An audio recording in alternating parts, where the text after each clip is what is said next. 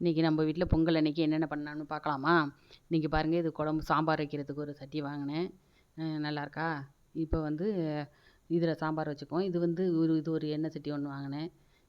இப்போ பொங்கல் வைக்கிறதுக்கு நெய், முந்திரி பருப்பு, சிறுபருப்பு, அச்சு வெல்லம் கிடச்சிச்சு, ஏலக்காய், திராட்சை எல்லாம் வச்சுக்குவோம். இதை எடுத்து நான் முன்னாடியே வச்சுக்கிட்டேன் ஒரு தாம்பலத்தில், ஈஸியாக இருக்கும். இதெல்லாம் ஃப்ரூட்ஸ் வாங்கி கொஞ்சம் வச்சுட்டு இதுவும் வச்சாச்சு.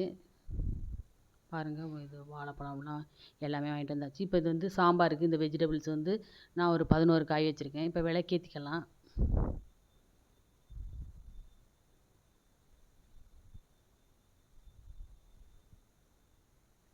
அனைவருக்கும் பொங்கல் நல்வாழ்த்துக்கள்.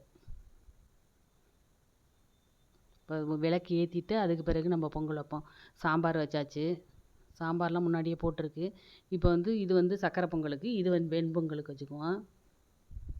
ஒரு விநாயகர் வச்சாச்சு, மஞ்சள் விநாயகர், நல்லபடியாக நடத்தி கொடுக்கணுன்னு. அது வந்து சக்கரை பொங்கலுக்கு வச்சுக்கலாம். எப்போதும் இதில் தான் நான் சக்கரை பொங்கல் வைப்பேன்.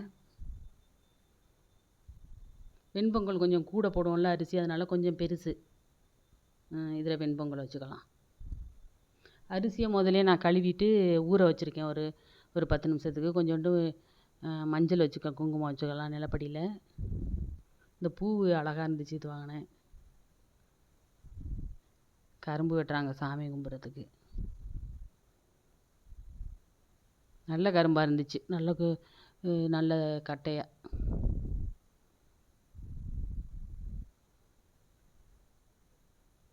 நானாக ஒரே வெட்டாக வெட்டிடுவேன். 7 வெட்டு அதில். சரக்குன்னு ஒரு வெட்டு வெட்டினா தொப்புன்னு விழுந்துடும். இப்போ முந்திரி திராட்சை நான் வதக்கலை. பொங்கலோ பொங்கா, பொங்கலோ பொங்கா, பொங்கலோ பொங்கா.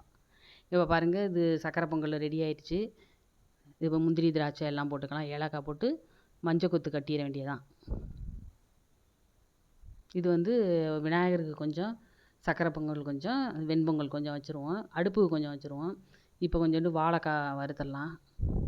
சாம்பார் வச்சாச்சு, அதை எடுத்துடலாம். சாம்பார் இப்போ எல்லாம் இலையில போட்டு வாழைக்காய் வச்சுக்கலாம். மேலே கொண்டு போயிட்டு நாங்கள் எப்போதுமே மாடியில் சூரியனுக்கு படைச்சிட்டு தான் வருவோம். தூக்கிட்டு என்னால் ஏற முடியல. பாருங்கள், சூரிய தேவருக்கு படைச்சாச்சு.